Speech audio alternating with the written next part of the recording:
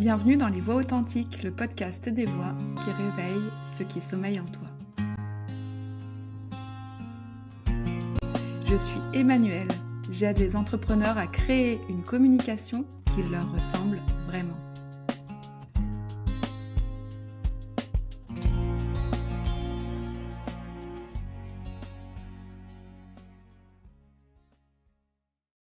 Bienvenue dans Les Voix Authentiques, le podcast des voix qui réveillent ce qui sommeille en toi. Aujourd'hui, je reçois quelqu'un qui vient questionner presque tout ce qu'on croit savoir sur la vie, sur l'éveil, sur le bonheur et même sur nos freins, nos problématiques, sur la vie quoi. Ancien ingénieur, depuis plusieurs années, Pierre Mézières, et je suis en joie de te recevoir. Tu accompagnes tes clients à voir ce qui se joue vraiment en eux, souvent là où ils ne regardent pas. Est-ce que c'est vraiment ça? Franchement, oui. Ah, bah voilà, c'est un beau résumé. Oui. Oh yeah! Sa manière est directe, sans détour, sans technique toute faite, et sa manière peut être parfois déroutante. Et je l'ai vécu. C'est du vécu, c'est de l'expérience. Dans cet épisode, on va parler d'éveil, de souffrance, de mental, mais surtout de ce que ça change concrètement de voir autrement. Et dans cet épisode, il y aura un moment authentique. C'est la nouveauté de la saison 3. On l'a fait avec Kelly, on l'a fait avec Noël, et on va le faire avec Pierre. Un moment authentique, un cadeau pour vous, pour les auditeurs, où Pierre va vous faire une surprise. On ne sait pas quand, on ne sait pas comment, on verra bien. On ouvre cet espace. Bienvenue Pierre. Merci Emmanuel. Trop content d'être là. Trop content aussi. Comment vas-tu? Vaste question. Je vais très bien globalement en ce moment. Mhm. Je vais très bien aujourd'hui. Je suis en Hmm. forme. Tu me disais juste avant qu'on commence que tu avais envie de jouer. Oui. Et J'ai moi le, aussi. j'ai la déconne prête. Ah, t'as la déconne prête? Allez, on va y aller. Alors Pierre, première question. Sans langue de bois, hein. On le sait. Hein. Je vais essayer, hein. Avant aujourd'hui, avant toutes tes découvertes sur toutes les découvertes que tu es en train de faire, c'était quoi ton monde intérieur? Raconte-nous un peu, en fait, ça veut dire raconte-nous ton parcours, d'où est-ce que tu viens en fait? Hmm. Bah, la première chose qui me vient, c'est comment moi je l'ai vécu. C'est pas forcément comment les autres me percevaient, mais Ouais, comment bien moi je sûr. l'ai vécu, je dirais, Mmh. c'était comment mon monde intérieur avant il y a 1-2 ans, Mmh. très torturé, très, très torturé, avec des grosses montagnes russes. Quand je vais hyper bien, c'est très communicatif. Quand je vais mal, je vais très, très mal et ça se voit. Je veux pas faire semblant. OK. Donc c'est surtout ça qui m'a marqué, c'est beaucoup, beaucoup, beaucoup de souffrance depuis mon enfance jusqu'à ma quarantaine. Mmh. Donc montagne émotionnelle, souffrance émotionnelle. Est-ce que comment tu l'expliques aujourd'hui ça? Un peu plus facilement qu'avant, Ouais, j'imagine. c'est-à-dire Tu c'est-à-dire pris du recul? ouais, ouais, je vois mieux, je sens mieux, puis je comprends mieux, ce que j'ai vécu. C'est plusieurs choses. La première, c'est une enfance très difficile. Dans ma famille, c'était très difficile. Mmh.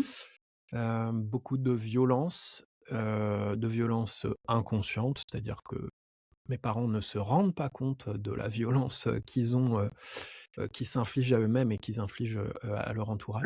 Ah, ouais. Donc ça a été très, c'est ça qui a été à l'origine de tout, hein, en fait. Mmh.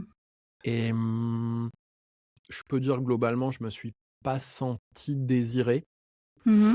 et que quand j'étais là, heu, moi je sentais que si j'étais pas là, ça serait mieux. D'accord. Donc Bah, forcément, c'est c'était pas pas le évident terreau le plus de dingue, ouais, pour, c'est ça. l'amour de soi. C'est pas évident de commencer sa vie dans ce contexte-là Non, ça fait et de mal. se construire. Ouais, ça fait hyper mal. Mmh. Et du coup, qu'est-ce qui s'est passé, donc l'enfance, ça s'est passé comme ça?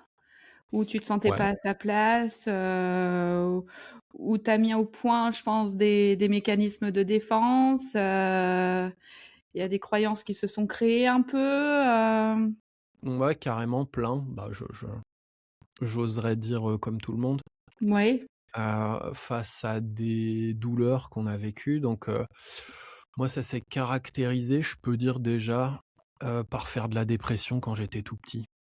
Donc, ça a déjà commencé comme ça. Je pleurais très souvent, j'avais pas envie d'aller à l'école. Je me rendais pas compte de pourquoi à l'époque. Mes parents comprenaient pas pourquoi non plus. C'est que plus tard que j'ai compris qu'en fait, c'était l'ambiance à la maison ouais, ouais, qui faisait qu'il y a un il côté de moi, j'avais pas fondait, envie de vivre, quoi. C'était ouais. donc, Quand tu dis tout petit, c'était quel âge? que je pleurais, que je voulais pas aller à l'école et que j'étais, souvent triste, même Ouais, si, bah, j'étais pas que triste. Heu, ouf, je suis pas très bon en date, mais je dirais, je sais pas, à partir de 6 ans, six ouais. sept ans. Donc la dépression, c'était vraiment de la dépression infantile? Ouais, OK. Et tu es restée dans cette dépression-là, toutes ces années? ouais, on peut compter 3 décennies comme ça 3 facile. décennies? Ouais. Comme ça?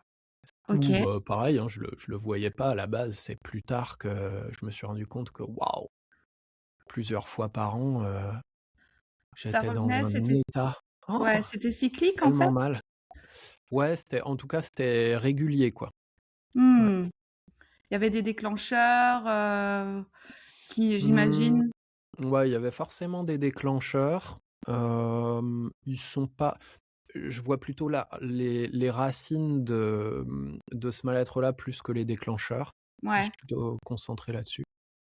Ouais et puis, tu parlais, croyances et cetera, bah, je me suis construit assez facilement dans la rébellion moi, du coup pour survivre. Ouhou! Et donc ça veut dire quoi concrètement, la rébellion? Donc ça veut dire beaucoup de colère, en même temps que beaucoup, beaucoup de tristesse, bah, Ouais, beaucoup de rage et de colère. ouais. Bon j'ai mis 14 ans de thérapie et de coaching à comprendre, qu'en fait c'était envers mes parents et envers ce que j'avais vécu, que j'étais en Mmh. colère. Ça se manifeste comment? Bah, depuis que j'ai 13 ans, j'écoute du métal, dit extrême, tu vois? Moi, c'est mes berceuses. Moi, OK. je dormais avec ça sur les oreilles quand pour beaucoup de gens, c'est inaudible, tu vois? Moi, je me disais: Mmh. «Oh, bah, ça, c'est la maison». Mmh. D'accord. Mais c'est l'enfer quelque part? C'est l'enfer sur terre? Franchement, je peux dire ouais, Mmh. parce que bon, bah, maintenant, j'y suis plus, donc c'est beaucoup plus facile. Mais me replonger dedans, bien sûr, ça se résume pas qu'à ça, c'est-à-dire c'est pas constant, c'est pas un cliché de la dépression tout le temps, du mal-être tout le temps, mais en fait, il était là en fond. J'avais une Mmh. tristesse de fond tout le temps, genre tristesse d'exister et ouais, c'est l'enfer et quand ça se déclenchait, ça allait jusqu'à, des pensées suicidaires. Parfois, je suis passé à un cheveu ou à une mèche de me tuer. Ouais, là, je peux dire que c'est l'enfer, ouais. C'était toujours déclenché contre toi?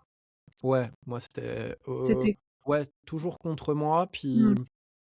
quand j'ai commencé à comprendre qu'en vrai, j'étais ultra en colère contre mes parents, là, ça pouvait se déclencher où j'avais des pas belles envies envers mes parents. Mmh. J'avais des pas belles, enfin, des pensées, pleines de rage. Mais ouais, franchement, à 99,9 % du temps, c'était contre moi, de l'autodestruction. De l'autodestruction, ouais. Et quand tu parles de la tristesse d'exister, est-ce qu'on peut entendre du refus d'exister? Ouais, carrément, on peut carrément entendre ça, ouais. Parce Parce que que souffrir autant, je passe les détails parce que ouais, beh, bien je sûr. juge pas forcément utile de raconter ce que j'ai vécu. Hem, ouais, il y a un côté, moi, j'étais en colère contre la vie. Je me disais: «Mais Mmh. putain, mais pourquoi j'ai pris un seau de merde aussi désespérante sur la gueule, dès le début, quoi?» Ouais, Et que je l'injustice continue de le totale. prendre, puis waouh! Mmh, C'était l'injustice, en fait. ouais, j'ai eu beaucoup d'injustice. Mmh, OK. Et du coup, hem, la question que j'ai envie de te poser par rapport à ça, c'est dans ta vie sociale, tu as été ingénieur donc tu as quand même, ben, fait des études, ça a quand Il même paraît. fonctionné à l'école. Bah, c'est ce que tu dis, hein, moi après je te crois, hein. Non, non, c'est vrai. Donc donc tu as quand même réussi à t'en sortir, mais je pense que tu t'en sortais quand tu étais hors contexte familial, peut-être? Ça allait mieux, en tout cas? Ça, c'est clair. Bah, je suis dès que j'ai eu mon premier, enfin, j'ai cherché mon premier job à 600 kilomètres de chez mes parents, c'est pas Ouais, pour rien. pour rien, ouais. Et depuis que je suis ado, je me dis: «Mais au 1er salaire que je gagne, je me casse». Mmh. Donc ça faisait longtemps que ça me trottait. Oui, c'est clair qu'en dehors de l'environnement familial, ça me permettait de De m'apaiser souffler. et Mmh. d'accueillir, tout ce qui se passe à l'intérieur que j'arrivais pas à accueillir Mmh. sinon. Et donc au niveau relationnel, ça se passait comment? Relationnel, j'ai toujours eu des amis, moi. Ouais. J'ai envie de dire: «La vie est bien faite». Merci la vie, parce que si en plus j'avais pas d'amis, je pense que je Bon. serais plus là. Mmh. Trop dur, franchement. Mmh. Ouais, j'ai toujours eu des amis, j'ai toujours été apprécié, par les profs aussi, soit ils m'aimaient pas du tout, soit ils m'aimaient beaucoup, mais je laissais pas trop indifférent. Hem, j'ai beaucoup galéré avec, les amoureuses. Ah, Mmh mh. ça a été, une plaie, pendant longtemps. Je Comment tu comprenais l'expliques pas. ça? Heu, on peut résumer ça, j'aime plus trop aujourd'hui, mais je pense que si je fais des tests, je suis autiste.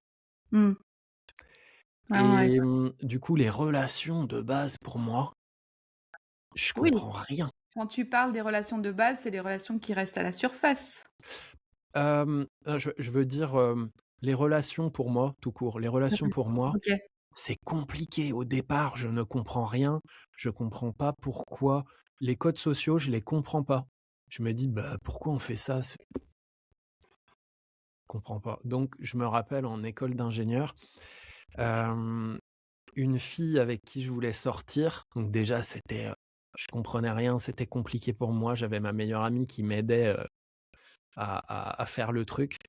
Je suis allé la voir, je me suis assis dans sa chambre, je l'ai regardée, je lui ai dit: «Est-ce que tu veux sortir avec moi?» Bon, elle m'a dit: «Non». J'ai raconté ça à ma meilleure pote à l'époque, elle me dit: «Putain, mais C'est une c'est belle pas du tout approche. comme ça qu'il faut Belle faire», tu technique. vois? C'est et moi j'ai ça me faisait mal parce que je disais: «Mais pourquoi c'est pas comme ça qu'il faut faire?» Tu vois? Je suis sincère. Pourquoi faut faire une espèce de danse du ventre, de la séduction, de je sais pas quoi? J'ai pas envie de faire ça moi. Mmh. Bon, aujourd'hui, je le vis beaucoup mieux, bah, je le fais toujours pas. Par contre, je le vis, très, très mieux. Oui Et et puis, puis tu t'es marié il y a pas longtemps. tout à fait, et je peux dire que Félicitations. personne ne voit de bizarrerie chez moi ou de quoi que ce soit, Je personne confirme. pourrait dire, que je suis autiste. Non, sûrement pas. Pas parce que je me suis bien adapté, mais parce que je me suis vachement accepté et que j'ai vachement accepté les autres aussi. Ouais, bah, ça va dans les 2 sens. Mmh. Ça va dans les 2 sens. Donc heureusement, les amis étaient là. Ouais, heureusement les amis étaient là parce que moi, mon enfer, pour certains, c'est à l'école, que ça soit, échec scolaire, Mmh. que ça soit, se faire harceler ou des trucs comme ça. Moi, à l'école, c'était bien, bah, j'étais bon Bah oui, intellectuellement, donc c'était cool, puis j'aimais ça, et j'avais des potes. Moi, l'enfer, c'était avant l'école et après l'école. c'est ça. C'était avant l'école et après l'école et c'était à l'intérieur aussi. Ouais, bah, ouais, forcément, Du coup, forcément à l'intérieur. l'école pour toi, c'était la récré en fait. Ça te permettait de penser à autre chose. Ouais, j'en avais pas du tout conscience, Ouais, j'imagine, quand j'étais petit. à ce moment-là. C'est que maintenant que je me rends compte. Mmh.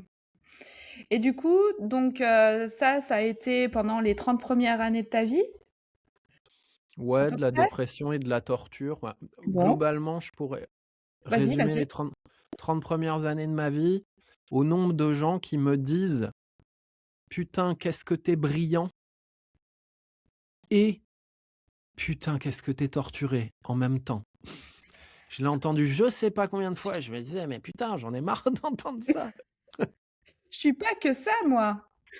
Bah, c'est ça. C'est Puis, ça. bah, je suis torturé, j'essayais de pas l'être, tu vois? Bah, Bah, visiblement ça marchait pas. ouais, bah, après, tu peux être torturé, mais ça se voit pas forcément à l'extérieur.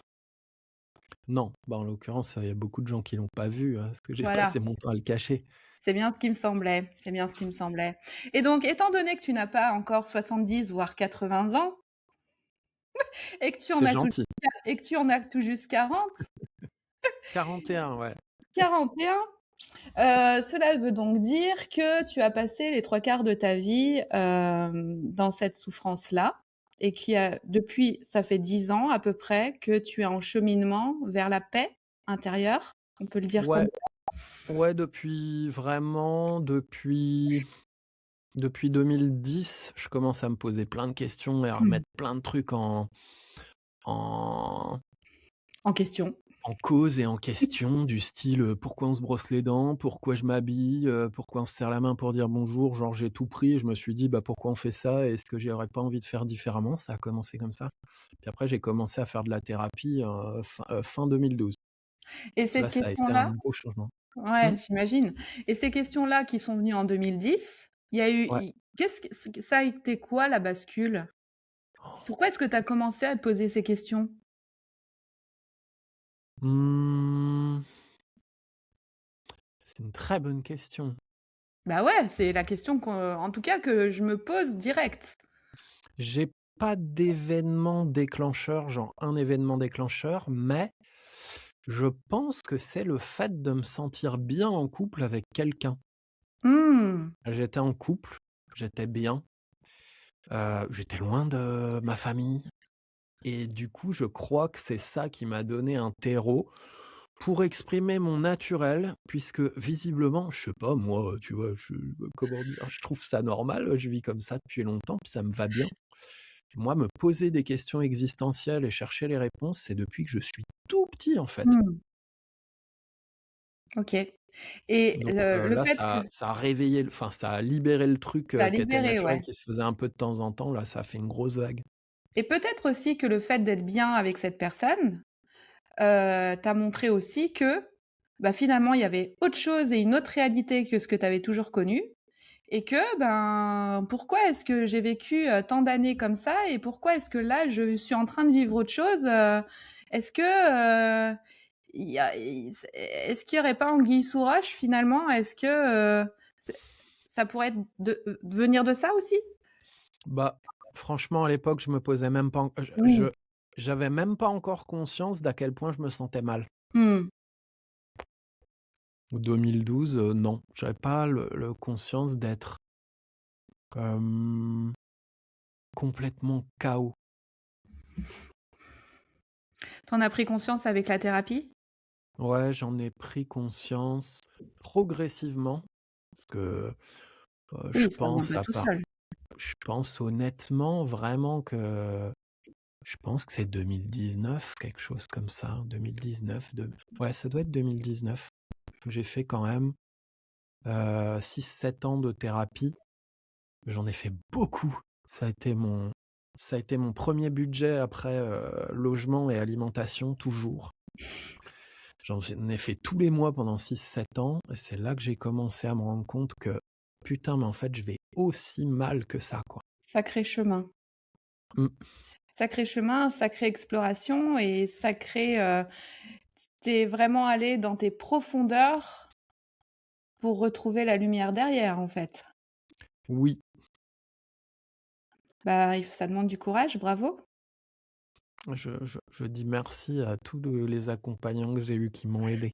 Parce que tout seul, Ah bah, c'est mort. Tout seul, c'est mort. Ouais, c'est bien ce que je me dis. C'est qui? C'est Einstein qui disait qu'on ne peut pas régler un problème à l'endroit où il a été créé. Mmh. Donc ça veut bien dire ce que ça veut dire. Que tout seul, on tourne en rond et qu'on a peut-être un peu de mal à prendre du recul, de la hauteur et à trouver nos solutions. Puisque c'est nous qui les créons finalement. Enfin, nos problèmes, il me semble. Oui, absolument. Tu vas Ouais, nous bah, ouais, expliquer ça. c'est c'est nous qui créons notre souffrance. C'est un Mmh. vaste sujet, C'est mais un vaste sujet, ouais. avoir mal, ça fait partie de la vie. Par contre, que la douleur, elle reste, ça, c'est notre création. C'est ça. Et tu dis, il me semble que nos problèmes ne sont pas du tout ce qu'on croit. Ouais, nos problèmes ne sont pas du tout ce qu'on croit. Qu'est-ce que tu veux dire Hem, par là? Dis donc. Ça, je veux dire, déjà, ça surprend, ça fait 12 ans que je suis accompagnant, puisque j'ai fait une très longue carrière, d'ingénieur de 5 ans, aussi longue que la durée de mes études et ouais, mes clients sont très souvent surpris. Ils amènent un problème, ils pensent globalement avoir dégrossi le truc mais ils comprennent pas pourquoi ça bouge pas et en fait, ce qu'on met en lumière, c'est pas du tout ce qu'ils imaginent. Mais alors Mmh. pas du tout ce qu'ils imaginent. Aurais-tu un exemple? Mmh, je cherche. Ouais, j'en ai plein des exemples. Ouais, bah vas-y, envoie. Bah, par exemple, un entrepreneur, qui a un projet en ce moment et qui le communique et qui comprend pas pourquoi ça marche pas. Par exemple, un accompagnant qui a créé un nouveau service, d'accompagnement et qui veut le promouvoir, qui se dit: «Mais putain, j'ai pas de like, j'ai pas de retour, j'ai pas de message et pourtant, enfin, je suis sûr que mon service, il est C'est le bon et j'ai de néant. l'expérience, je ne comprends pas pourquoi». Mmh. La cause peut être, par exemple, qu'en fait, la promotion de ce service, c'est un faux désir. C'est-à-dire, la personne a réussi à se persuader qu'elle kiffait promouvoir ce service et en fait, elle en a rien à foutre. Et comment on fait ça pour se rendre compte qu'en fait, ce qu'on pense désirer, en fait, on n'en a rien à faire? Il y a une seule chose et je Ouais, l'affirme, il y a une seule chose qui vas-y, permet de discerner. je suis toute oui. Ça s'appelle la conscience slash la présence slash ce truc qu'on est au fond. Il y a que ça qui permet de discerner. Donc dit autrement, c'est la dimension la plus profonde de nous. Dit autrement, c'est le truc le plus réel qu'on est et finalement, être humain, avoir des pensées, des émotions et cetera, c'est beaucoup plus périphérique et «illusoire» entre guillemets. C'est beaucoup plus un hologramme que ce qu'on croit. Se rapprocher de cette dimension, si on peut dire, c'est forcément mieux voir, mieux sentir ce qui se passe. Mmh Ça veut mh. dire que quand j'ai un élan, que ça soit une pensée, une émotion, un désir, une sensation, je me sens attiré par un projet ou par quelqu'un ou un rejet justement, je vois un truc, je sais pas, je vois la nourriture et je fais: «Waouh non, ça j'en veux pas» et cetera. Ça permet de passer n'importe quelle pensée ou élan au crible de: «OK, a priori ça fait ouais, j'ai un élan de rejet comme ça envers la nourriture, mais c'est quoi exactement cet élan?» Est-ce que vraiment, genre, c'est mon corps qu'en veut pas? Bah, c'est bizarre, pourquoi il est pas, peaceful? Pourquoi juste il est pas en paix et qu'il dit juste: «Bon ça j'en veux pas, mais c'est cool». Ouais. Pourquoi est-ce qu'il y a un élan de rejet? Tiens, c'est cette présence, je vais l'appeler présence conscience, cette présence conscience qu'on est au fond, c'est ça qui permet de voir la nature des choses. Donc là, la nature de cet élan. Pour reprendre l'exemple d'un entrepreneur, j'en ai eu plein. Je me souviens en stage présentiel 2018-2019, on a fait avec mon associé de l'époque, une quantité de stages présentiels. On a passé, 2 ans à faire ça, entre autres et moi j'étais étonné parce que je demandais aux gens de coller des post-it avec ce qu'ils voulaient. Heu, Qu'est-ce qu'ils veulent dans leur vie et du coup, en quoi ils sollicitent notre aide dans le stage à mon associé et moi. Et quand ils me parlaient de leur projet, bah, j'avais un tiers des gens, j'étais là, je me disais: «Mais putain, j'espère que tu te rends compte que tu as aucun désir de ça, quoi. Quand tu m'en parles, ça vibre pas du tout. On s'emmerde». J'ai pas de jugement, hein, mais on Mmh mh. s'emmerde, ça veut dire avant tout Tu Tu t'emmerdes t'emmerdes. toi, quand tu penses Ouais. à ça, tu en as rien à foutre Mmh. et ben non, il y en a plein qui le sentaient pas et à l'époque, je me disais: «Putain mais merde, si tu sens pas ça, c'est chaud quoi». Ça veut donc dire qu'il y a quasiment la moitié de ces personnes-là qui ne sont pas présentes et ne sont pas en conscience de ce qu'elles Bah, sont et de ce qu'elles souhaitent vraiment profondément? ça veut dire que 100 100 des gens ou presque, je m'inclus dedans, ne sont pas, «assez présents» entre guillemets, sans c'est pas une question de manque ou quoi que ce soit, c'est on vit des choses, on est attiré par des choses, on est repoussé par des choses, on a des pensées, on a des élans, on a des attractions, on a des envies, on a plein de trucs et en fait, en vrai, on regarde pas vraiment ce que c'est et on les suit. Ouais, 99,999 des gens, moi compris, Oui et moi passent leur compris, temps hein. passent leur temps finalement à suivre des des attractions sans Ouais. savoir ce que c'est. Est-ce que ça serait pas ça la racine de la souffrance par hasard? C'est complètement ça la racine de la souffrance Ouais. et c'est pour ça Attends. que si je reprends, mon enfance, en vrai, ce qui m'a fait souffrir, c'est pas le comportement de mes parents envers moi. Alors bien sûr, humainement, ça se comprend. Je dis pas ça pour discréditer, quand on vit de la violence à la maison, ça fait mal, c'est violent, c'est dur. Je conseille de la thérapie jusqu'à ce que ça soit plus dur Mmh. et mais le véritable phénomène qui m'a fait souffrir, c'est le fait de ne pas voir clair dans ce que je vis. C'est le fait d'avoir du mal à accueillir mes émotions. Parce qu'en Est-ce vrai, quand on accueille une émotion, ça se transforme et ça passe à autre chose. Quand on refuse une émotion qui est là, elle tourne en boucle et c'est comme si il y avait un nuage qui restait devant le soleil. Après, Ouais, c'est dur de voir le soleil. ça c'est sûr. Donc Est-ce c'est que ça plutôt veut mon inconscience en vrai, qui m'a fait, souffrir. ouais et donc dans d'autres termes, ce que tu racontes là, c'est ce qu'on peut appeler aussi de la résistance? Ouais, complètement. Ça, ouais, vis-à-vis ouais, complètement. De la C'est résistance. d'être en résistance par rapport à ce qui se vit et à ce qui se ressent finalement? Ouais, c'est être en résistance par rapport à ce qui se vit et ce qui se ressent et ou Mmh. être en résistance à ce qui est. Parce qu'il y Ouais, a des choses qui se vivent pas, je pourrais dire, mais qu'on voit. Par exemple, bah, hem, on sait il y a des espèces de lois universelles où, mmh, on voit je vais développer ça, puis après je vais ouais, parler d'autre chose, mais il y a des espèces de lois universelles, tant qu'on les voit pas, tant qu'on n'en a pas conscience, bah, forcément, c'est beaucoup plus facile de galérer ou de souffrir. Exemple, une émotion, on sait que si on la refoule, quand on la met sous le tapis, elle va pas disparaître magiquement. Tu la refoules, elle est sous le tapis, elle t'attend quoi, ouais, elle tranquillou. t'attend et puis Sauf sauf si l'émotion est générée par, une construction mentale, une pensée. Auquel cas, là, quand par exemple, quand tu changes de croyance, bah, l'émotion n'a pas besoin d'être vécue. La charge émotionnelle peut disparaître ouais, ou elle est se dissoute. transformer en une autre émotion Mmh. sans forcément avoir vécu cette émotion Mmh. et quand on voit pas ce qu'on est, c'est-à-dire, moi jusqu'à mes 40 ans, ça a été un ça a été un beau cadeau post-anniversaire de me faire un peu foudroyer, je dirais par l'éveil. Hem, Jusqu'à mes 40 ans, moi je pensais que j'étais un humain avec 2 bras, 2 jambes qui s'appelle Pierre Mézières et qui a un passé, une histoire. C'est pas et con du tout. et Je c'était ton passé, ton histoire qui te définissait finalement?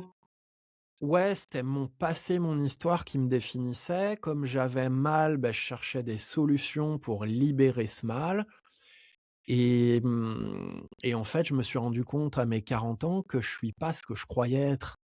Ce que je suis ne peut pas être blessé, ne peut pas être altéré, est constant, immuable, va ultra bien. On peut appeler ça, la paix, le bonheur, la joie, la connexion, la possibilité, la liberté, tout ça en même temps. Les attributs qu'on donne à Dieu dans toutes les religions, hein, Mmh globalement mh. Mmh. et bah, quand on s'aperçoit qu'en vrai on est ça, on se dit: «Mais je peux pas souffrir en fait. Bah, ouais, c'est quoi ce Je ne non-sens? je ne peux souffrir que quand j'oublie que je suis ça ou quand je me rends pas compte que je suis ça, dit autrement, je peux vivre des émotions dites désagréables, Désagréable? inconfortables. Je Mmh. peux vivre des pensées dites désagréables, inconfortables. Je peux vivre des sensations physiques désagréables et inconfortables. Ouais, ça c'est clair, ça fait partie de la vie, on aura toujours. Mmh. Mais de là à souffrir, je passe pas parce que je suis triste que je passe une mauvaise journée, je suis juste triste. C'est cool aussi. Donc ça, quand on voit pas qu'en vrai, on ne peut pas être blessé, je dis pas ça pour nier la souffrance des gens, parce que c'est pas ça, mais on pense qu'on sait ce que c'est la souffrance et on sait pas ce que c'est ni comment on la fabrique. On pense que la souffrance, c'est des émotions désagréables, des non! C'est pas de la souffrance ça. C'est une espèce de truc, contracté, mais c'est pas si Ouais. désagréable que ça et c'est pas grave.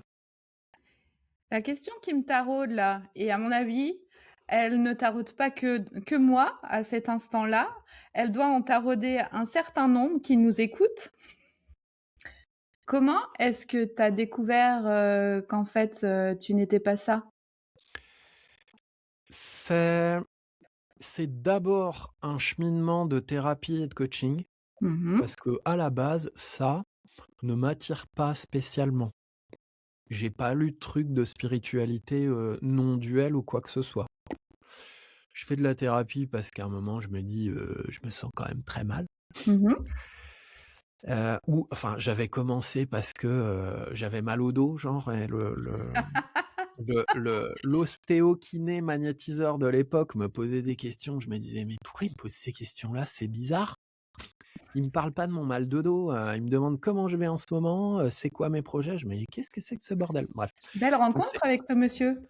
ouais, très, très, très belle rencontre et c'est au fur et à mesure de mon cheminement de coaching, de thérapie, donc dit autrement, de travailler, sur là où j'ai mal et de travailler sur mes rêves, ce que j'ai envie de réaliser, de construire dans ma vie, c'est au fur et à mesure que j'ai pu sentir une attirance et en même temps crever de trouille, j'ai commencé à rencontrer des gens dans ma vie qui me parlaient d'éveil et qui voulaient m'aider à faire certaines expériences. Oh Ah ah! putain, je C'est traînais chelou des pieds. ça! Je traînais des pieds, j'étais là: «Putain, ça me terrorise», et du coup, on faisait du troc. J'aidais la personne sur des trucs. Moi, à l'époque, j'étais thérapeute, il y a 12 ans, donc j'aidais les gens à résoudre des maux du corps, finalement beaucoup en vivant leurs émotions et beaucoup dans le silence. Je ne vais pas rentrer dans les détails, mais c'était Mmh. mon mode opératoire et en faisant du troc avec cette personne-là, il me pose des questions. Je suis là, je commence à toucher que putain, la réalité, c'est pas ce que je crois, mais ça me terrorise encore et du coup, j'ai envie d'y aller, mais j'ai pas du tout envie d'y aller Mmh. et c'est aussi arrivé quand j'y pense, j'ai commencé à prendre conscience que je procrastinais, par exemple, de faire le ménage chez moi ou autre, parce que quand je passais l'aspirateur, j'avais conscience de n'être personne. J'avais conscience que c'était vide. Donc quand je disais ça aux gens, ils me regardaient avec des gros yeux. À l'époque, C'est ça que tu je conseilles disais à tes clients de passer l'aspirateur? ouais, mais dans mon bureau, hein, Ah mais c'est ça, bah oui, bien sûr, je me disais. comme dans Le Flambeau, tu vois? La Flamme et le Flambeau, la série Ouais, avec le docteur juif, sinon c'est pas drôle sinon c'est pas drôle. et ouais, donc j'ai commencé à me rendre compte de ça, mais je comprenais pas encore bien le truc, mais je savais au fond de moi, hein, qu'en Mmh. gros, moi, quand je pensais pas, j'avais conscience d'être personne et il m'est arrivé des expériences où un jour je me brosse les dents et je deviens la sensation de brossage de dents, mais vraiment totalement. Donc il y a plus rien qui existait, comme si j'étais un point dans l'univers, qui était le brossage de dents et puis tout le reste, c'était vide. Waouh! À un moment, je reprends mes esprits, j'étais là: «What the fuck?» Ouais, OK. Est-ce que et ouais. c'est ça l'éveil pour toi? Non, mais en tout cas, ça, c'est des moments parce que Ouais, pour moi, des l'éveil, expériences. c'est un truc ultra simple et ultra doux. Hem, Ça, c'est des expériences spontanées que j'ai vécues qui m'ont montré que la réalité était différente, en tout cas plus vaste que ce que je croyais. Ouais, d'accord. Et l'éveil pour toi, simplement? Bah, pour moi, l'éveil, c'est le fait d'être heureux de manière stable, en paix de manière stable, joyeux de manière stable. J'ai envie de dire, bah, comme les enfants au début, en Mmh. version consciente. Parce que Mmh. quand on est enfant, on vit ça. On n'a pas besoin de se motiver le matin pour se dire, «Allez, aujourd'hui, je vais passer une bonne journée, tu vas voir, ça va bien se passer». Je sais pas, on sort de la couette, on est là: «Youpi!» C'est naturel Mmh. et pour moi, l'éveil, c'est ça, c'est ces états-là, en ayant conscience de ces états-là. En ayant C'est conscience de c'est ces un peu états. le voyage d'Ulysse, C'est tu quittes ça. ta terre, tu fais je sais pas quoi, 20 ans ou 30 ans dehors, à la fin, tu reviens chez toi et entre guillemets, «rien n'a changé», mais tout a changé parce que tu es vachement conscient de pourquoi tu es là, Ouais. maintenant. Mmh. Là, c'est pareil, tu es plus, j'avais jamais pensé à ça, tu vois? Tout le monde est éveillé, pareil, c'est un vaste sujet, c'est juste qu'on s'en rend pas compte Ouais. et quand on est petit, on vit les fruits de l'éveil sans se rendre compte qu'on est éveillé et après, on commence à souffrir avec le développement de notre mental et on s'accroche, sans le voir, à nos pensées, à nos émotions et aux sensations en se faisant croire que c'est des problèmes extérieurs, genre: «Ouais, mais untel, il est quand même con et il est quand même méchant, donc c'est pour ça que je me sens mal. Ouais, mais en ce moment, la géopolitique, c'est compliqué, donc c'est normal que j'ai peur et que j'ai du mal à développer mes projets». Non, je suis radical, je ne nie pas la situation, actuelle Mmh qui mh. peut être tendue, mais non, ça n'est pas une raison pour pas être totalement heureux. Ton gamin de 3 ans, là, il est totalement heureux, mais on peut dire: «Ouais, mais il sait pas ce qui se passe dans le monde». Bah, tu peux vivre du totalement heureux en étant Mmh. très conscient de ce qui se passe dans le Ouais. monde. C'est Hem, vraiment possible et c'est pas du déni. est-ce que, en fait, d'après ce que tu dis, c'est notre mental qui nous martyrise, en fait? Qui nous Ouais, paralyse, on qui on nous s ouais, on se martyrise avec notre propre mental sans le voir. ouais, c'est ça. C'est ouais, Et quand je te dis: «C'est notre mental», en fait, est-ce que notre mental, c'est vraiment nous? Bah, non. non, c'est pas nous, c'est le fruit de nous, mais c'est pas nous. Mmh. Donc il y a une désidentification à faire, en fait. Quand on pense, c'est pas nous qui pensons. Il y a carrément une désidentification à faire parce que, on passe nos jour déjà on passe nos journées à penser et on ne s'en rend pas compte. Ouais, Je ça. l'affirme, on se rend jamais compte d'à quel point on passe notre temps à penser.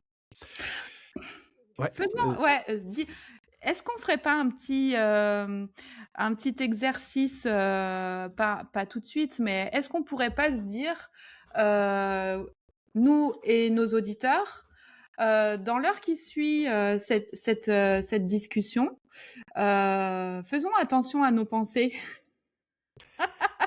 et voyons c'est ce qui se passe. Est-ce que c'est ouais, possible de faire je ça? si je peux proposer un truc un peu Ah bah, différent, ouais, vas-y. puis on va Ouais. voir ce qu'on propose au final. Je proposerais dans l'heure qui suit de, prendre conscience des moments où on n'est pas là. Mais comment tu veux prendre conscience du moment où on n'est pas là si qu'on n'est pas là? Alors attends, comment tu veux prendre conscience si on n'est pas là? Bah, c'est bizarre, mais c'est vachement facile. Ah ah! Tout le monde sait ce que c'est que d'avoir disparu dans ses pensées, genre: «Ah mais putain, j'étais où là?» ou d'avoir disparu à scroller sur son téléphone ou d'avoir disparu à faire un autre truc. Ou dans une conversation, tu parles, Ouais, quand je faisais des conférences, au début, je disparaissais tout le temps. À la fin des conférences, je me sentais tout le temps trop mal et je me disais: «Mais merde, qu'est-ce qui se passe?» Bah, ouais, je commence à parler à mon auditoire et en fait, je suis plus là. ouais.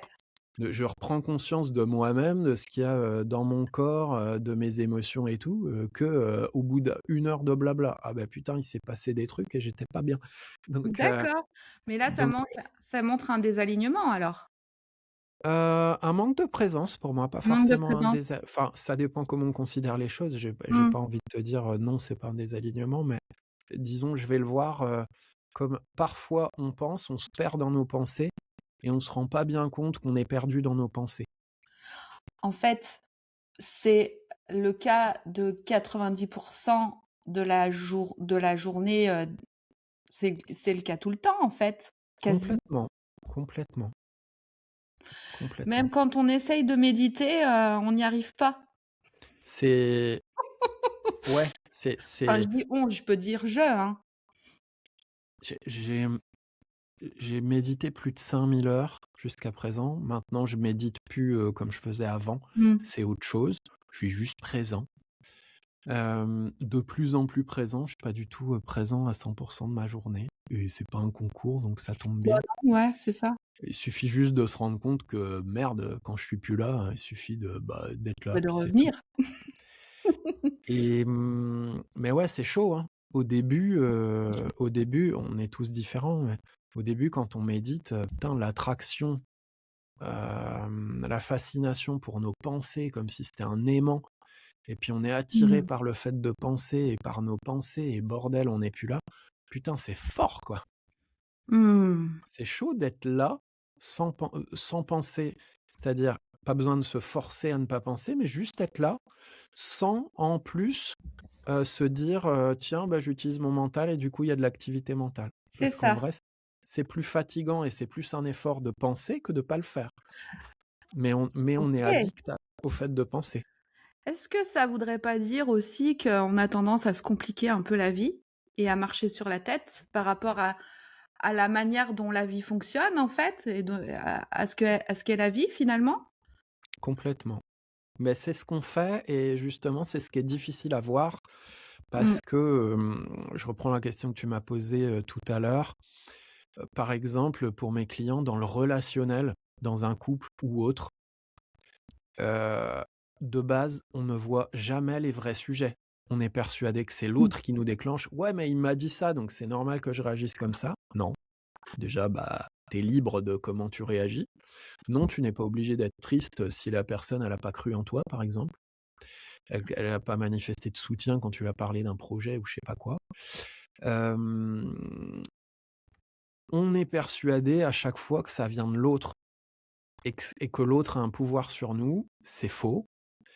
Il y a que nous qui avons un pouvoir sur nous-mêmes et en vrai, on s'inflige plein de pensées, plein d'émotions, plein de sensations physiques. Donc quand je dis on s'inflige, c'est moi je me suis bloqué le dos, mais plein de fois, juste parce que je résistais aux émotions qui étaient là, ou je résistais à plus de simplicité, plus de fluidité, donc je m'en faisais chier quoi, hein, clairement. Mmh. Et ouais, c'est nous qui fabriquons notre souffrance, c'est nous qui fabriquons, un problème, ça n'existe pas en vrai. Je suis pas au pays des bisounours, mais ce qu'on appelle un problème, c'est toujours une pensée et une émotion qui disent: «Ah bah, cette situation, c'est un problème, mais la situation est neutre, elle est libre, il y a aucun souci». Mmh. Par contre, nous, on en fait un problème. C'est ça, c'est l'histoire qu'on se raconte. Et qu'est-ce qu'on est addict. En vrai, la vie, je dis pas que c'est facile parce que perso, quand je vois le chemin qu'il m'a fallu, puis je continue, je me sens pas arrivé quelque part, hein. Mmh. Ça peut être mieux et mieux et mieux, donc bah, je continue. Mmh. Hem, mais la vérité, c'est que si on n'est pas comme les enfants, c'est-à-dire naturellement, on trouve que la vie est chouette, on est passionné, on est plein d'amour, on est enthousiaste et compagnie, si on n'est pas comme ça, c'est qu'on se crée plein de souffrances, de résistances, de problèmes. Mmh. Et justement, développement personnel, peu importe la forme, thérapie, coaching, spiritualité, respiration, travail du corps, nutrition, blablabla, tout doit servir à se rendre compte de ce qu'on s'inflige par-dessus notre état naturel qui est C'est une hyperfluidité et un bonheur sans limite. Simple. C'est pour ça que, là, en ce moment, donc on enregistre en avril, je suis en train de, communiquer sur tous les épisodes qui ont été, diffusés, les 2 premières saisons, et là, je suis, à une diffusion de plusieurs épisodes sur la transformation intérieure, et moi qui ai cheminé aussi, thérapie et cetera, je me rends compte qu'en fait, la transformation intérieure, c'est pas une évolution, c'est juste un retour à ce que l'on est vraiment, simplement. Et c'est plus un allègement que remettre des couches de plein de choses. C'est clair. Je te C'est ça. rejoins 100%. Mm. Ouais. En fait, on enlève, pour devenir heureux de manière beaucoup plus stable, on enlève ce qu'on s'inflige, c'est tout. C'est tout, On mais Ouais, c'est un taf, hein. Bah, punaise! c'est le taf dont parlent, plein de gens, sages à travers le monde depuis des millénaires, dont Bouddha. Bouddha, c'est ce qu'il dit, hein. Il dit: «Bah, la fin de la souffrance, ça existe vraiment. Par contre, pour y arriver, faut être motivé et c'est un taf». C'est ce que dit, Jésus, c'est certainement ce qu'a dit, Mahomet, Mhm. c'est ce que disent les zen, les taoïstes, les chamans, les bref, il y a qu'un Ah seul ouais. mode d'emploi, Et pourquoi on en est encore là alors? honnêtement, je ne sais pas. Ouais. Je L'être pourrais te humain, hein, répondre plein de trucs, mais je sais pas. et on est vraiment bizarre, hein. Punaise. Et Moi du coup, moi ouais. Moi, ouais, j'ai non, non, dû dis-moi. énormément souffrir. Ouais. J'ai dû énormément souffrir, pour pouvoir m'ouvrir. Si ça avait été plus confortable, je sais pas ce qui se serait passé pour moi. C'est une bonne question, ça, et c'est une question que je me suis déjà posée. Est-ce qu'on est obligé de souffrir autant pour pouvoir basculer et avoir comment dire, cet élan d'aller voir s'il y a autre chose qui existe. Tu vois ce que je veux dire? Ouais, ouais, je pense pas qu'on est obligé de souffrir Hmm. parce que, bah, au final, il y a de rares, personnes sur terre, très sages, franchement, qui souffrent plus, hein. Donc et Ouf. ils continuent d'apprendre et Hmm. donc non. Par contre, ça fait partie de la vie et c'est un des modes d'apprentissage et je vais parler de moi. Me concernant, il y a des choses, j'ai pas réussi à les apprendre sans souffrir. Ouais. Il a fallu que je souffre, entre autres, dans mon corps pour, accepter qu'il y a vraiment quelque chose qui va pas et changer. Et c'est ton cheminement. Ouais, Ouais. donc pour moi, ça c'est un des moyens possibles, c'est pas nécessaire. Par contre, on est des humains et ça fait très partie de la vie.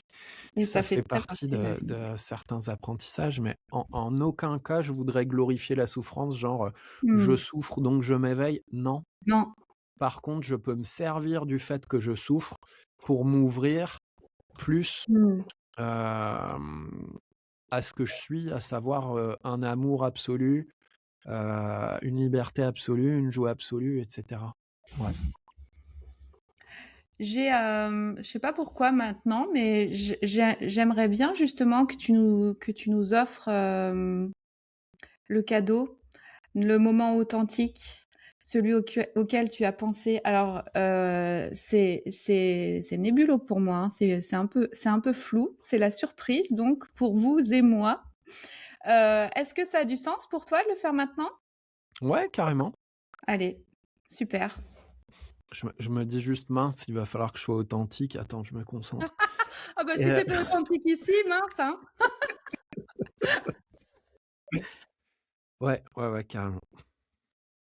Le, moi, ce que j'ai envie d'offrir, c'est verbal et pas que. Ça va Ah ah. passer par mes mots, mais je vais essayer de partager quelque chose, qui n'est pas verbal et de le véhiculer à travers les mots. Ok, Mmh. Je me pose un moment. vas-y. Posons-nous avec toi.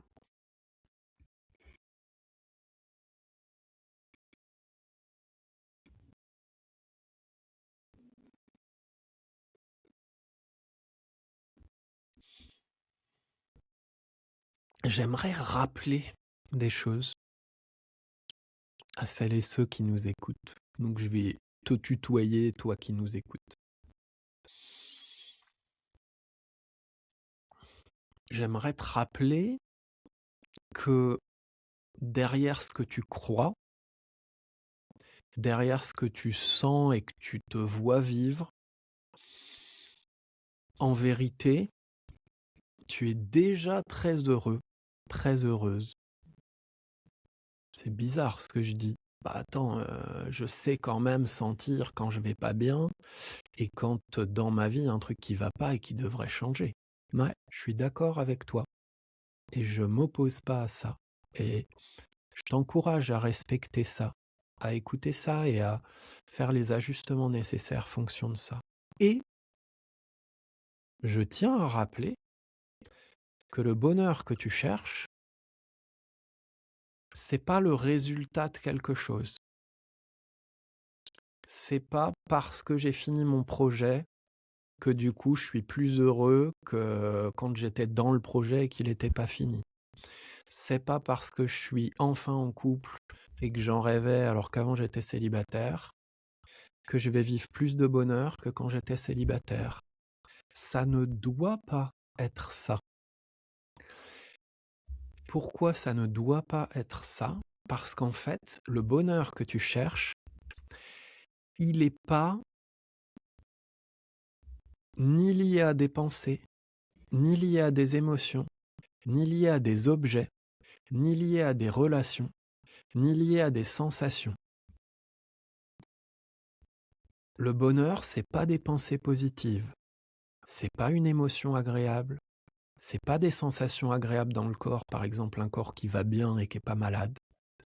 Ça n'est pas d'avoir des chouettes relations et ça n'est pas la possession d'objets.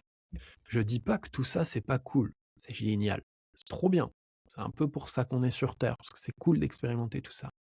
Mais tout ça ne contient pas le bonheur. Et le bonheur, il est caché, entre guillemets, en fait, c'est le truc le plus flagrant du monde. Mais on a les yeux fermés. Le bonheur, il est caché, entre guillemets, à l'endroit où on regarde pas du tout. Le bonheur, c'est toi. C'est tellement direct. C'est ce que tu connais le mieux au monde. Je vais le dire autrement. Dieu, j'ai pas de religion, toujours pas de religion, moi.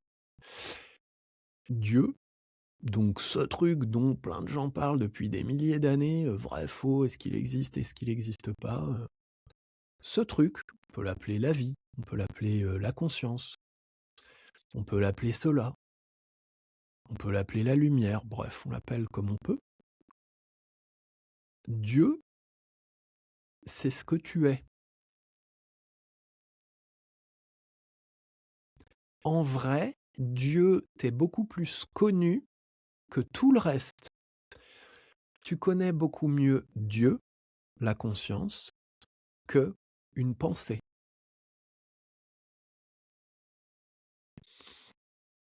Dit autrement, tu connais beaucoup mieux le bonheur que n'importe quoi d'autre, parce que je peux remplacer Dieu, la conscience, par le bonheur. C'est exactement la même chose. Tu as cru qu'il y avait un chemin, je me suis fait avoir aussi, évidemment. J'ai passé mon temps à me faire avoir. Tu es persuadé, et toute la société est organisée comme ça, parce qu'on est tous persuadés de ça, mais c'est faux. Tu es persuadé que le bonheur, ça demande un chemin. Ça nécessite de faire des choses pour, à un moment, aboutir à un truc plus cool. C'est regarde mieux ça. Ça va être ma proposition. Regarde mieux ça, parce qu'en réalité, quand on était petit, on n'avait pas de chemin à faire pour être heureux. On était heureux tout le temps. Sauf peut-être les moments où on subissait de la violence à la maison. On en a tous eu de la violence ordinaire. Tout le monde peut être violent, moi aussi. Des fois, on fait des trucs qui sont pas cool. Voilà. Donc, nos parents l'ont fait aussi. Donc, dans ces moments-là, ouais, peut-être que c'était pas la fête en termes d'émotions, de sensations, de pensées, ouais, très bien. En dehors de ça, est-ce que tu avais un effort à faire pour te sentir bien, inspiré, motivé, enthousiaste, ouvert aux autres, être curieux, être émerveillé? putain, c'était le truc le plus naturel du monde. C'est pour ça que les adultes adorent les enfants en général. C'est tellement facile pour eux, c'est tellement naturel, que nous, ça nous inspire en tant qu'adultes. On se dit, putain, mais c'est génial, je veux retrouver ce truc. Comment on fait? On a cherché le bonheur à l'extérieur de ce qu'on est. C'est bizarre parce que c'est pas à l'extérieur, mais une pensée, ça reste une manifestation de la conscience, donc c'est quand même la conscience. Tu es déjà le bonheur, tu es déjà heureux, tu es déjà libre, 100%. Tu es déjà tout puissant, c'est-à-dire capable de tout. C'est juste que tu t'en rends pas compte. Tu as cru que le bonheur, ça t'aide à avoir des émotions agréables, des pensées agréables et un corps avec des sensations agréables. C'est une confusion. C'est cool tout ça, encore une fois. Il ne s'agit pas d'être dans le nihilisme et de rejeter ces trucs-là parce que c'est vraiment cool. C'est juste que le bonheur, c'est pas ça. Je pourrais te dire, le bonheur, c'est un noyau, c'est ce que t'es. Et à partir de ce noyau, il y a des choses qui se forment. Des pensées, des émotions, un corps physique, des sensations. Et nous, on regarde que à ces endroits-là et on oublie de regarder ce qu'on est. Aussi choquant que ça puisse paraître, on est tous heureux au fond. On est tous libres au fond. On peut tout faire. On est tous en paix au fond et on ne pourra jamais être autrement qu'en paix. Là où on souffre, là où tu souffres, c'est parce que tu vois plus que tes pensées, tes émotions, tes sensations, et tu ne vois plus que tu es le bonheur et que tu es déjà en paix. Quand je dis ça, déjà on n'est pas obligé de me croire, hein, c'est cool. Ça n'est pas une croyance supplémentaire. C'est pas s'appeler à penser à Pierre Mézières que tiens, je suis déjà le bonheur, c'est une croyance qui me rassure ou qui me fait du bien. Je t'inviterais à regarder à quel point c'est vrai. Ce que les anciens dans plein de traditions appellent une expérience directe. Ils disent par exemple que la conscience ou Dieu, ça ne peut être réalisé que par expérience directe. Dit autrement, ce n'est pas une pensée, ce n'est pas une croyance.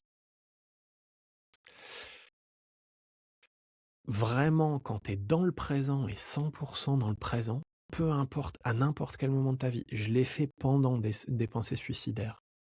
C'est pour ça que je suis resté sur Terre, sinon je serais peut-être plus là. Il y a un truc en moi qui m'a dit va voir la vérité radicale, quoi. Radicale au sens racine. Peu importe ce que tu vis là maintenant, quand tu te rends 100% présent à ce que tu vis, regarde ce que tu vis et comment tu te sens.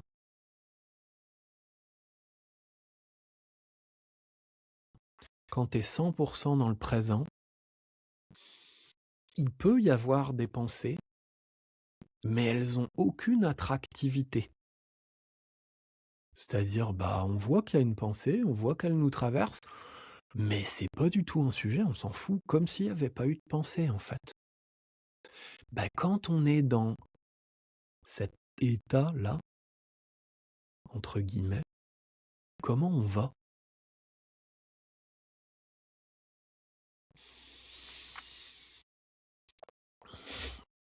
Parce que sinon, on passe notre temps à chercher le truc d'après, dans l'espoir que on soit plus heureux. Vivement que je sois en couple, vivement que je sois marié. Une fois que je suis marié, j'aimerais avoir la liberté d'être célibataire, genre vivement que je sois célibataire. Puis de nouveau, quand je suis célibataire, vivement que je sois en couple. Vivement que j'ai un job, je suis au chômage, c'est chiant. Une fois que j'ai un job, vivement les vacances. Les vacances au bout d'un moment, vivement les projets quand même. Vivement la retraite. Mais la retraite, mais c'était quand même bien quand je travaillais. Bref, vivement la maison, être propriétaire. Ah ouais, mais en fait, c'est des soucis, il y a des trucs à s'occuper, et cetera. Locataire, c'est la liberté, vivement que je retourne locataire. Bref, puis quand tu retournes locataire, ah ouais, mais c'est une contrainte aussi. On cherche toujours un truc en se persuadant que ça va être le truc qui nous rend plus heureux. Et à chaque fois qu'on l'a, passer un petit moment où c'est vraiment cool et délicieux, on a des émotions positives, des pensées positives, des sensations positives, dites positives, bah de nouveau, en fait, ça n'a pas porté ses fruits. On se rend bien compte que ça nous donne pas un bonheur durable. Juste parce que ça marche pas comme ça et que le bonheur ne peut se trouver que dans la présence. C'est une autre manière de dire Dieu, la conscience, c'est ce qu'on est, donc c'est certainement pas un barbu dans le ciel, et c'est certainement pas ce qu'on a écrit dans l'Ancien Testament ou des trucs comme ça avec un Dieu vengeur qui tue des gens, des trucs comme ça. Euh, le bonheur ne peut se trouver que dans la présence, ou dit autrement, bonheur égale présence, non pas parce que quand on est présent, on est heureux, mais parce que bonheur et présence, c'est des synonymes, c'est la même chose. C'est ce même truc qu'on désigne, qu'on peut appeler conscience ou autre. À chaque fois qu'on se rend disponible à ça, dit autrement, à chaque fois qu'on sort de la fascination et de l'attraction qu'on a pour les pensées, les émotions, les sensations, qui sont géniales, mais on se perd tout le temps dedans, et on oublie qu'on est la présence. À chaque fois qu'on se dit, tiens, est-ce que je suis là? Est-ce que je me suis barré dans des pensées, des émotions, des sensations? Et ça fait quoi quand juste je suis là? Donc je ne cherche pas à faire quelque chose, juste je suis là. Parce que penser, c'est faire quelque chose. Ah oui. Vivre une émotion, c'est faire quelque chose, c'est déjà faire quelque chose. Avoir des sensations et les vivre, c'est déjà faire quelque chose. Mais c'est quoi au fond qui perçoit? Qu'est-ce qui perçoit ces trucs-là? Qu'est-ce qui perçoit une pensée? Qu'est-ce qui est capable de dire ah ben là je suis triste? Qu'est-ce qui est capable de dire oh je ressens du chaud à mon corps? C'est une bonne question, ça. On pourrait se dire, ah ben c'est le corps. C'est le corps qui perçoit ça. Oui, d'accord. Mais si tu as conscience que c'est le corps qui perçoit ça, qu'est-ce qu'a conscience du corps?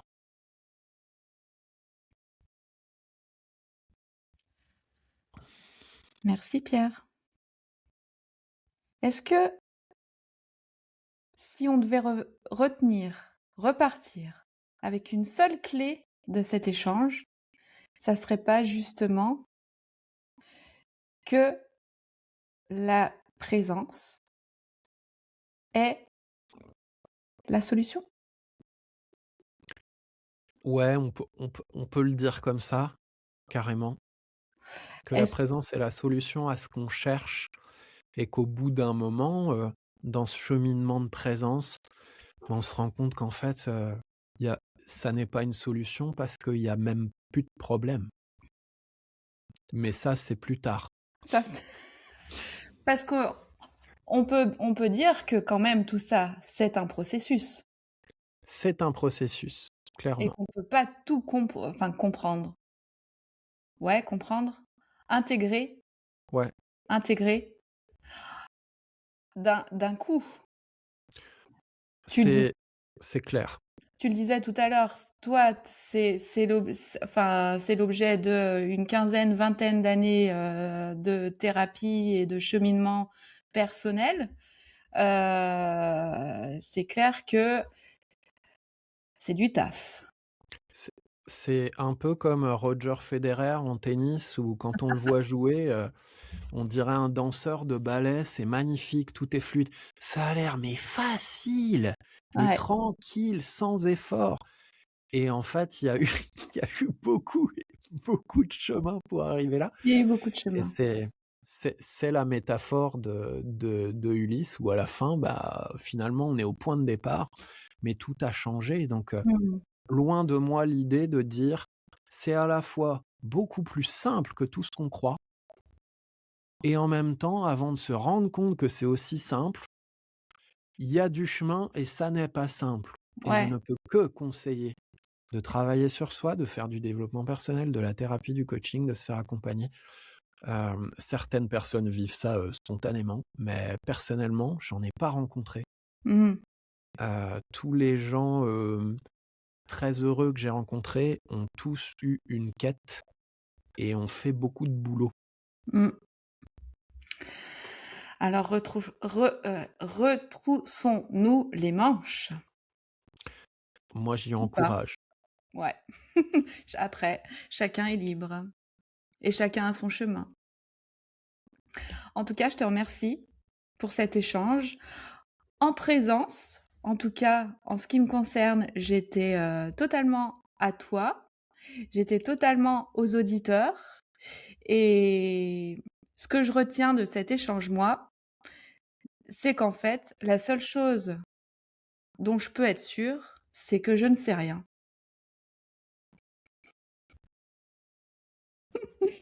Et que ce sont mes expériences qui me permettent d'avancer. Et sûrement pas mes ruminations. Est-ce que c'est ça, finalement, les expériences? Est-ce que tu as un mot de la fin? Mmh. Ouais, je vous aime. Ce sera mon Oh, mot de la fin. et moi je t'aime aussi. Merci et à bientôt, Pierre, Merci pour de Emmanuel, nouvelles avec plaisir. aventures. J'espère en tout cas que cet échange avec Pierre t'a inspiré et que derrière beaucoup de complexité qu'on pense être la vie, il y a quelque chose de beaucoup plus simple, mais qu'on ne regarde pas. C'est ça que je retiens en tout cas. Tu retrouveras Pierre à travers les liens qui sont en description de cet épisode. Merci à Claire Thomas et à Rodrigue le Pirate pour leur aide et leur soutien précieux au niveau stratégique, au niveau montage. Et on est en train, alors je dis on est en train de créer une chanson des voix authentiques. Et ça, c'est un scoop. Et ça, vous pourrez l'entendre dans le générique. Et peut-être qu'elle sera déjà au générique, d'ailleurs, dans cet épisode. On verra bien. En tout cas, merci d'être encore là. Merci d'être de plus en plus nombreux à nous écouter. À tout bientôt dans Les Voix Authentiques. Ce podcast qui réveille ce qui sommeille en nous.